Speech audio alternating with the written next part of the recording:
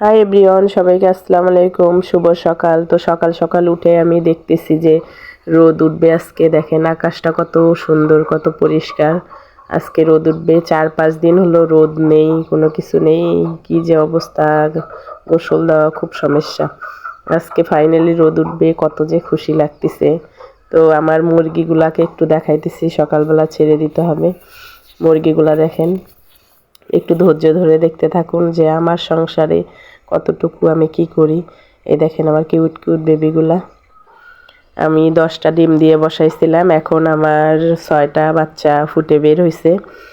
তো আমি অনেক খুশি মাশাআল্লাহ, কারণ এই মুরগিটায় আমার আরও বাচ্চা দিছে, সেগুলা আমি বড় হয়েছে, একটু বড় সাইজ, সেগুলাকেও দেখাবো। তো ধৈর্য ধরে দেখুন। আপনারা ধৈর্য ধরে না দেখলে তো বুঝতে পারবেন না। আর ভিডিও দেখে ভালো লাগলে সাবস্ক্রাইব করে পাশে থাকবেন। ফাইনালি বেবিগুলাকে এখন খানা দেব আমি।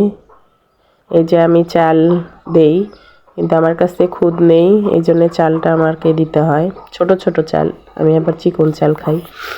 দেখেন আমার বেবিগুলা আজকে 2 দিন হইতেছে। দেখেন কত চালু মাশাআল্লাহ। এখানে 4টা রয়েছে আর ওদিকে আছে 2টা।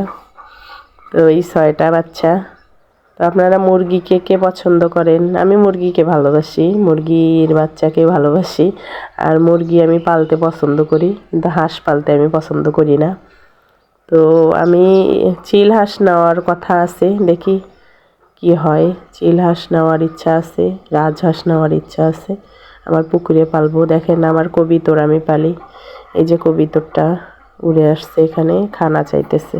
আমি সকালবেলা ঘুম থেকে উঠছি, এখন খানা চাইতেছে, সে খানা খাবে। দেখেন আমি পাশে তার রয়েছি, কিন্তু যাইতেছে না। অনেক ভালো আর কি। এই কবিতরটা অনেক ভালো। আর এই যে আমার মুরগি দেখেন 4টা।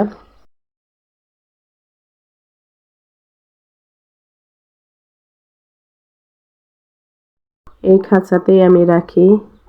আমার এটা গোল ঘর, গরু রাখার ঘর। আমি গরু এখনো পালি না, কিন্তু এটার ভিতর মুরগি আর লাকড়ি আর কি, খড়ি বলে, এইসব রাখি। বাচ্চা সামলায়া বা সংসার এইসব সামলাইতে হয়।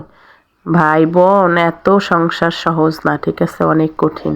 দেখেন মুরগিগুলা কত মজা করতেছে, সকাল সকাল ছাড়িয়ে দিছে। ওরা এখন বাহিরে যাবে, দেখেন বাইরে চলে গেল।